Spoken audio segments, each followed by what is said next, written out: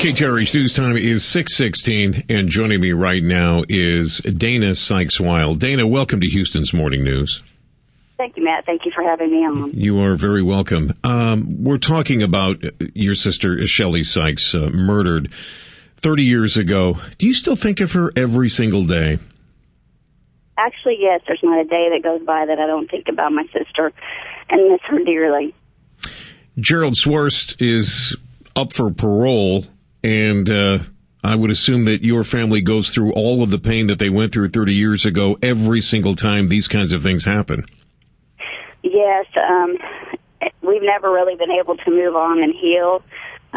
Shelley was abducted, and then it was 13 months before we knew what had happened to her. Then we had to go through 2 trials, and then 20 years ago we had to go up, they had the first parole hearings, and now this. So, and then in a few months we'll have John King's trial coming up as well, or parole hearing coming up as well. And this was because Zwarst and King were tried at different times for the death of Shelley, and actually they were tried on aggravated kidnapping. They have never found Shelley's body, have they? No, they've never told us where her body is. That has got to be, that has just got to be gut-wrenching for the family not to know where she is. They've given no indication. They said they buried her alive, and I hope I'm not bringing up anything that is going to make you wince, but they said they buried her alive. Yes, they did. That's what they told the detectives, and yeah, they have not given any indication as to where. Do we assume that it is somewhere in the Galveston area? Can we at least assume that? Yeah, actually, we do assume that. They had admitted they had taken her to John King's house, which is in Bay Cliff. Apparently, it happened that night, so I don't think they could have driven, too far away to do what they had done, because it wasn't until around midnight that they actually ran her off the road and took her from her car. So it's got to be somewhere around here. And it's all because, my understanding of the case, it's all because John King was trying to get her attention and she ignored him? That's what he had told one of the detectives at one point, was as she was driving, leaving Galveston from her work at Guido's, that they were trying to wave at her, hollering at her, and that kind of stuff, and she would not respond back to them. And as people who leave Galveston realize, when you, after you go over the causeway, then you do the Santa Fe overpass bridge, and then you can hit the feeder road, which takes you by Demetrius Bait Camp. And as soon as she hit that feeder road, she thought she was scot-free, I'm sure, and they went off the freeway and ran her off the road. That is just, it is tragic.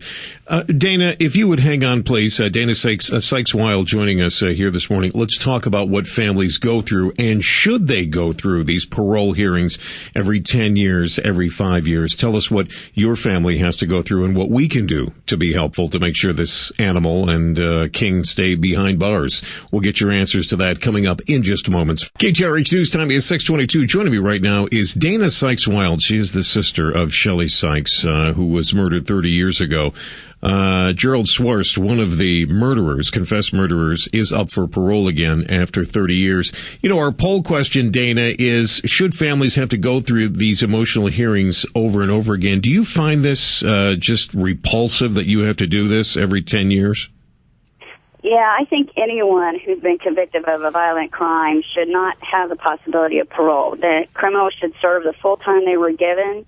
At the time Gerald Swartz and John King were convicted, they received life in prison, which means 40 years, with parole eligibility in 20. I think that John King and Gerald Swartz should serve the full 40 years, and anyone convicted of a violent crime should not have the eligibility of parole. So, Dana, do you have these conversations with the parole board so that you wouldn't have to step forward? How does this play out?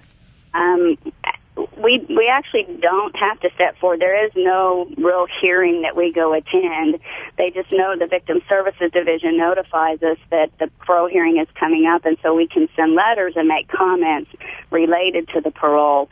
We really have no rights whatsoever as to petition them to not allow them to have parole, because that's the law, and that's the way the law was set up at that time. Would it help if members of our audience wrote a letter to the parole board as well, if they feel compelled to do so? Absolutely. We would welcome anyone writing letters. Whether you knew Shelley or didn't know Shelley, the bottom line is, do you want a violent criminal living in your community? And as far as I know, both men's families still live not very far away from me, one living in Bay Cliff and the other's family living in El Lago, and I certainly wouldn't want to have an encounter where I run into them at the grocery store or they're anywhere in the area where my family lives or my friends live. Good grief. I can't even imagine. Where should they send those letters, Dana, if somebody wants to write a letter? They could send the letters to Victim Services Division at 8712 Shoal Creek Boulevard, Suite 265, Austin, Texas, 78757-6899. Sounds like you got that address memorized. I'm actually looking at it.